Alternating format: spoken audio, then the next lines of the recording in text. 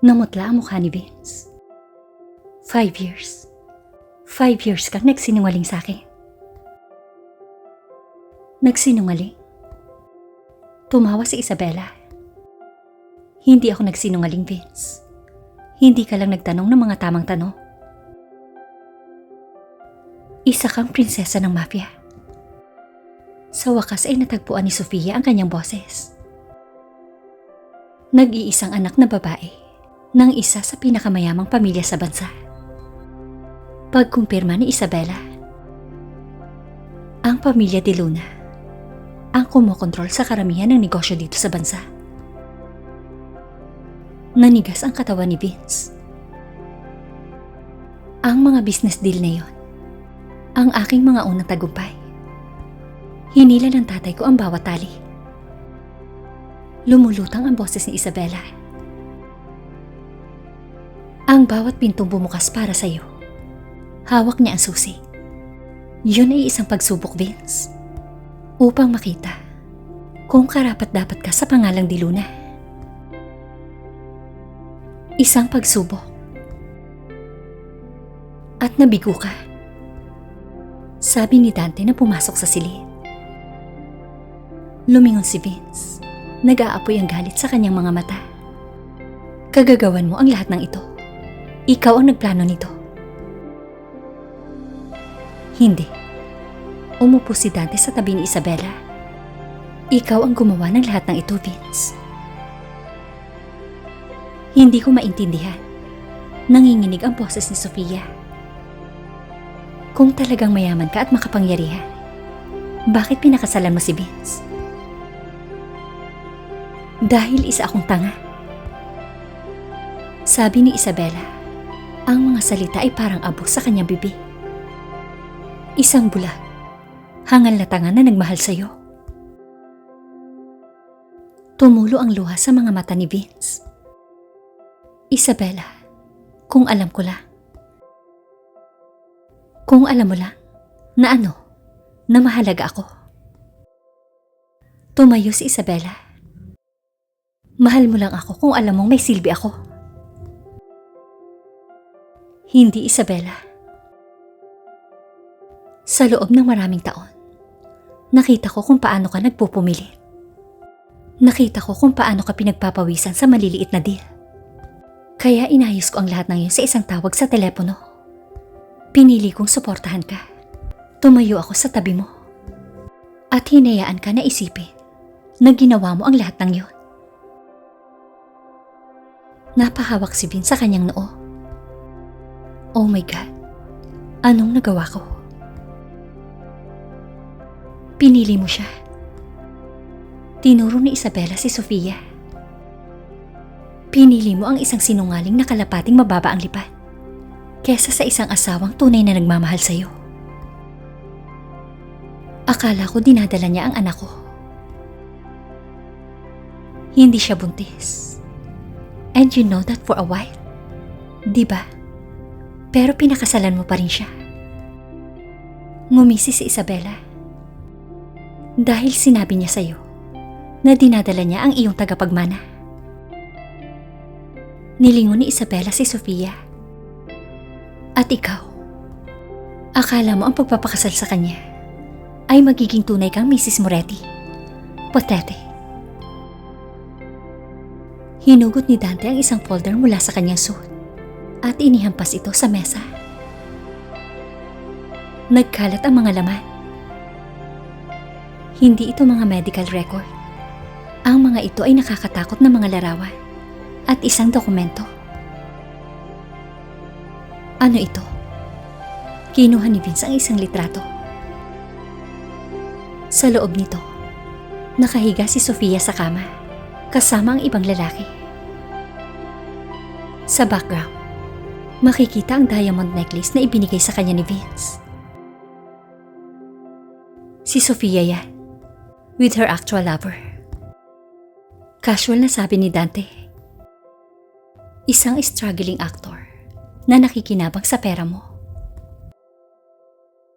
Nagsimulang manginig ang mga kamay ni Vince. Kinuha niya ang isa pang dokumento. Ito ay isang transcript ng tawag sa telepono.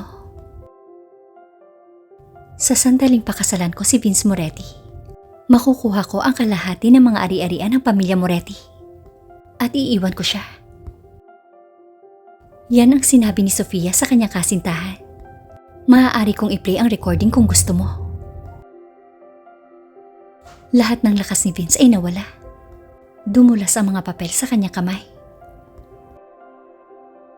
Napatingin siya kay Sofia na may halong gulat at galit. Napaatras si Sofia hanggang sa mapasandal siya sa pader. Vince Peke yan. Sinet up nila ako. Pinaglaruan mo ako, Sofia. Sabi ni Vince na nanginginig ang boses. The whole time pinaglaruan mo ko. Mahal kita, Vince. Ginawa ko ang lahat para sa pag-ibig. Mahal? Isang malakas na tawa ang pinakawalan ni Vince. Sinira mo ang lahat, Sofia. Tinulak niya ng malakas si Sofia at bumagsak ito sa sahig. Nilingon niya si Isabela. Punong-puno ng kawalan ng pag-asa ang kanyang mga mata. At itinapon ko ang isang brilyante para sa isang piraso ng salamin. Oo, walang init ang boses ni Isabela. Ginawa mo. Napaluhod si Vince. Isabela, patawarin mo ko. Tumulo ang luha sa kanyang mga mata. Alam kong hindi ako karapat-dapat. Pero please, bigyan mo pa ako ng isa pang pagkakataon. Gumapang si Sofia at lumuhod sa tabi ni Vince. Please, wala nang natitira sa akin. Pakiusap, iligtas mo ko.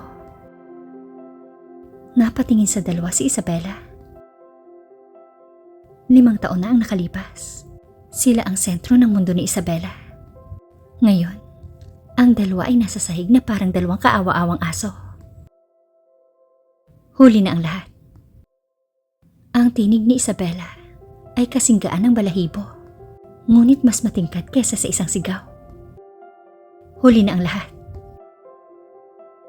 Pinindot ni Isabela ang isang button sa ilalim ng mesa.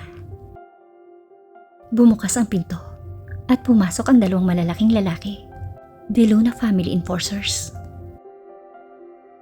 Alisin mo ang dalawang yan dito at siguraduhin mong hindi ko na sila muling makikita.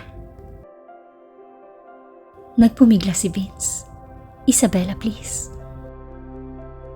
Hinawakan ng dalawang enforcer si Vince at sinimulang hilahin palabas. Isabela, mahal kita. Sigaw ni Vince habang hinihila siya palayo. I've always loved you, Isabela. Si Sofia ay hinila ng isang enforcer. Humihikbi at sumisigaw. Pakiusap, maaari tayong magsimulang muli.